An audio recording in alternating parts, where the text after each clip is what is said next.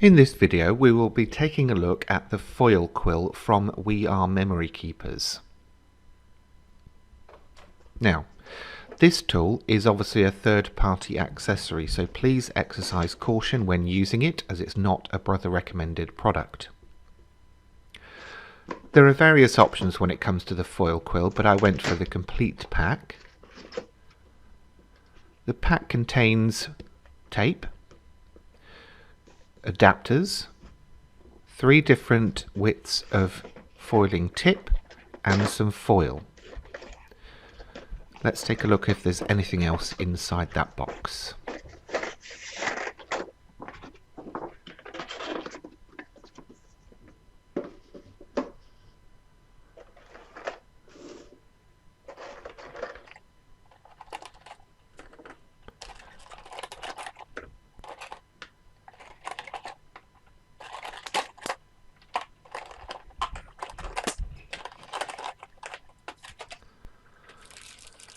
Okay, so there's a couple of accessories taped to the inside of the box, and of course the all-important instructions. Now, one thing I did notice was that there was no guidance as to which tip was which. However, I think visually you can probably pick out which is the fine, which is the medium, and which is the bold.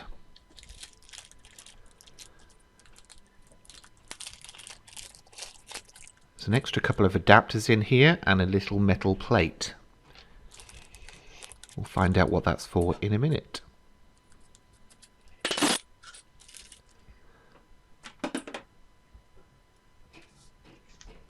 Okay, let's have a quick look through the instructions just to familiarize ourselves. So on here we've got a very quick pictorial step-by-step as to how to set things up and foil. Now, I've worked out that from the instructions here, the B adapter is the one I need to use for the brother scan and cut. On the next page we have some cautions and also then instructions on how to use the kit. Very brief but to the point, so I'll keep those handy as I work through this section. Now to set things up. First I need to remove my blade, undo the cable tie on the tip of choice. I've gone for the medium one on this occasion. That then gets screwed into the adapter, which as a reminder is the B adapter.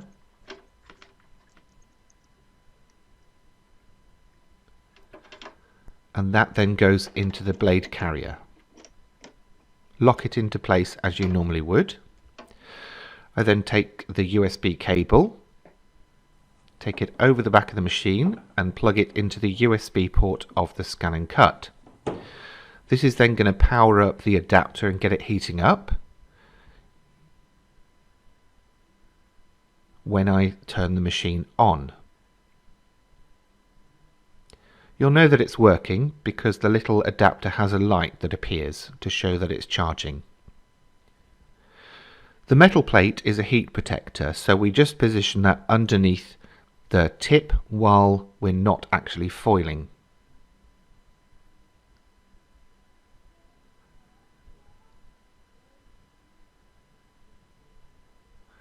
We leave that to heat up for around 5 minutes.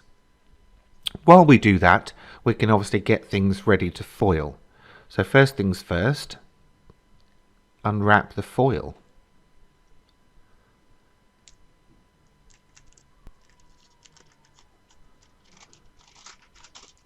I'm then going to cut a piece of foil that's just less than the thing that I want to foil onto. I'm using some cardstock which I've already got on my mat. It's recommended that you leave around 1 inch on every side of your design. I'll then use the tape to stick that foil down. And again, it's recommended in the instructions that we stick all 4 sides down.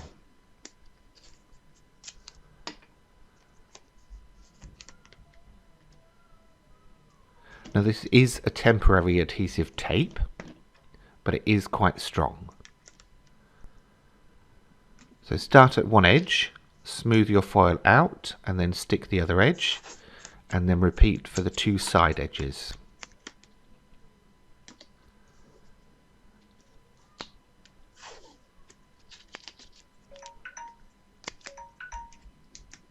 Oops.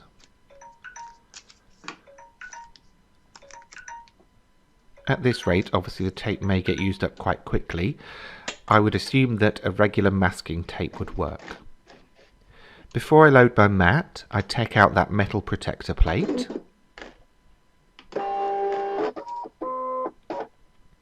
And then while I'm finding my design, I'm going to put that back in. It just prevents the heat from warping your cutting mat. Now you can use any design that you can draw. I'm going to choose something from the stencil area here, as it's got a nice fine outline. Before you start the machine off, you obviously take out the plate. And what I'm doing here is just scanning a preview of this so I can make sure the design is in the place that I need it to be.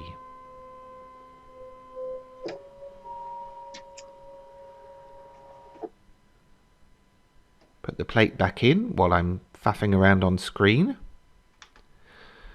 Now that preview is quite intense, so I'm going to drop the contrast down a bit. Now I can see where to position my design. And if I need to make any adjustments, I can do those here as well. It doesn't matter if you've done this design before you load the foil or after. It's just really whatever workflow works for you. Now I think I'm just about ready, so I'm going to go ahead. We select draw for this operation. Just making sure my settings are correct, and we're using the draw settings. I'm going to set the draw speed down to its minimum of 1 and leave the draw pressure at 0. You may find that different settings will apply to different materials and thicknesses, but that's really a case of trial and error. Don't forget to remove that metal plate before you start the machine foiling, and then basically we let it do its thing.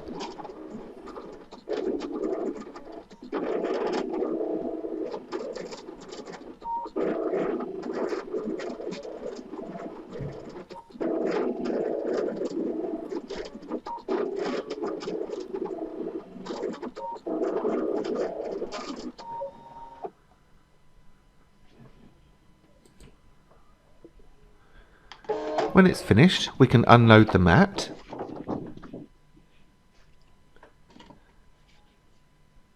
And then we'll start peeling off the tape before we remove the foil.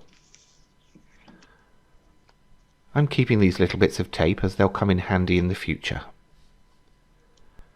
Perhaps even a little bit of waxed paper or release paper, and you could actually keep them flat for reusing at another time.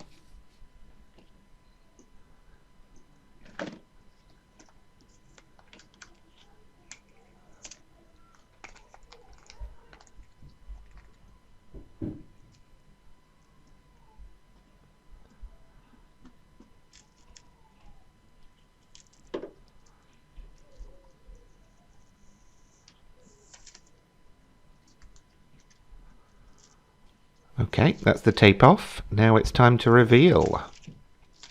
And there we go. Perfectly foiled outline of that bow. So I can just remove my cardstock.